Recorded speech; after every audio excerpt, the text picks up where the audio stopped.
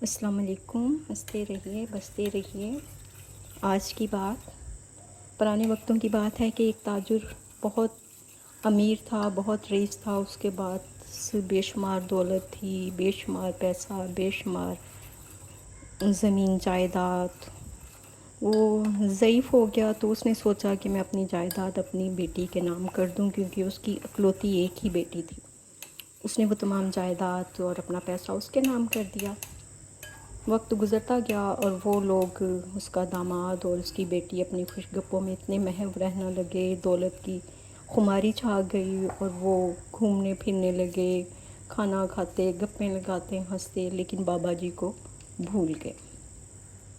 بابا جی بہت پریشان ہوئے، ان کے پاس بھی نہیں بیٹھتے، آ کے کوئی بات چیت بھی نہیں کرتے۔ اس بات سے بابا جی بہت رنجیدہ ہوئے اور انہوں نے ایک تاجر سے کہا کہ مجھے اپنی طرف سے اشرفیاں دو ڈھیروں ساری، میں تمہیں اس کی قیمت ادا کر دوں گا۔ اشرفیاں آپ کو پتہ ہے سونے چاندی کی ہوتی تھیں۔ وہ سونے کی اشرفیاں لے کے بابا جی نے مختلف صندوق لیے اور اس میں وہ ساری اشرفیاں بھر دیں۔ اشرفیاں بھرنے کے بعد ایک صندوق پہ ایک چٹ بھی لکھ کے رکھ دی اور اپنی بیٹی اور داماد کو بلایا اور ان صندوقوں کو کہا کہ کھولو۔ انہوں نے جب دیکھا تو اس میں تو سونے کی اشرفیوں سے بھرے پڑے تھے۔ پھر وہ چٹ والا صندوق کھلوایا۔ جب انہوں نے کھول کے دیکھا تو اس پہ لکھا تھا کہ میرے مرنے کے بعد یہ تمام اشرفیاں میری بیٹی کی ہیں۔ تو اس کے بعد بابا جی نے سارے تالے لگا دیے۔ اس کے بعد کیا جی، بیٹی اور داماد تو ہاتھوں کا چھالا بنا کے رکھا بابا جی کو، وہ خدمت کی کہ کیا کہنے کی بات۔ خیر، بابا جی کے دن گزرتے رہے اور کھاتے پیتے رہے، اور یوں ایک دن آیا کہ ان کی موت کا وقت قریب آ گیا اور وہ اس جہان فانی سے چلے گئے۔ اس کے بعد وہ بھاگم بھاگ میاں بیوی گئے اور صندوقوں کی طرف جب انہوں نے اٹھا کے دیکھا تو اس کے اندر تو پتھر ہی پتھر تھے۔ وہ بڑے پریشان ہوئے کہ جب ہم نے دیکھا تھا تو اس میں سونا ہی سونا تھا، یہ کیا ماجرا ہے۔ جب وہ چٹ والا صندوق کھولا تو اس پہ بابا جی نے لکھا ہوا تھا کہ یہ پتھر اس کے سر پہ زور زور سے دے مارو جو اپنی جائیداد اپنے بچوں کے نام کر دے۔ ہے کہ نہیں فنی؟ لیکن نہیں، جائیداد بچوں کا حق ہے۔ ہر ایک کے بچے ایسے نہیں ہوتے کہ وہ ماں باپ کے ساتھ ایسا سلوک کریں، لیکن اپنی اپنی واقعہ، اپنی اپنی وہ قسمت، اللہ تعالیٰ سب کی اولاد کو نیک کرے، بما ہماری اور آپ کی۔ چلیں جی، بسم اللہ الرحمن الرحیم، شروع کرتے ہیں اپنے اللہ کے پیارے بابرکت نام کے ساتھ۔ یہ جی آج میں بنانا سکھا رہی ہوں آپ کو اپنی امی کے ہاتھ کا رائتہ۔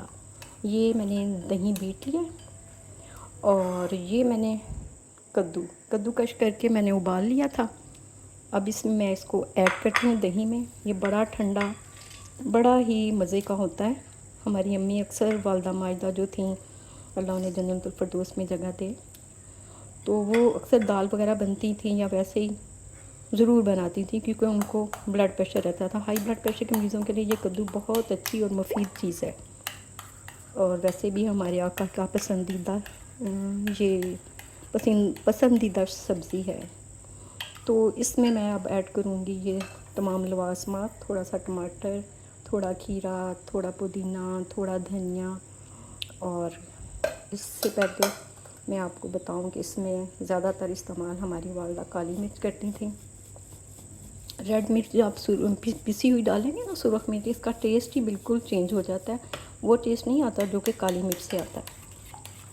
تو کالی مرچ بیسیکلی مجھے بہت ہی پسند ہے۔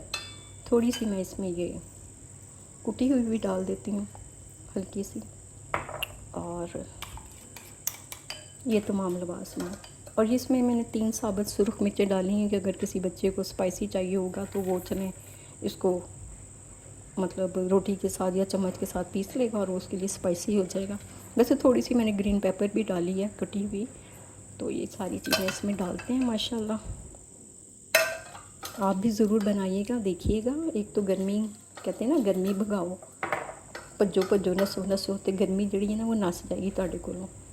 تو یہ بہت اچھی چیز ہے ماشاءاللہ، آپ ضرور بنائیں، یقیناً آپ کے بچے پسند ہوں گے۔ اور اپنی مرضی ہوگی، اگر آپ کو اسپائسی چاہیے ہوگا تو پسی ہوئی سرخ مرچ ڈال کے دیکھ لیجیے گا، اور پھر دونوں کے ٹیسٹ چیک کیجیے گا۔ جو کالی مرچ والا ٹیسٹ ہوگا نا وہ زیادہ مزے کا آپ کو لگے گا۔ تو چلیں جی، ملتے ہیں پھر۔ اللہ حافظ، اپنی دعاؤں میں یاد رکھیے گا مجھے بھی۔ فی امان اللہ۔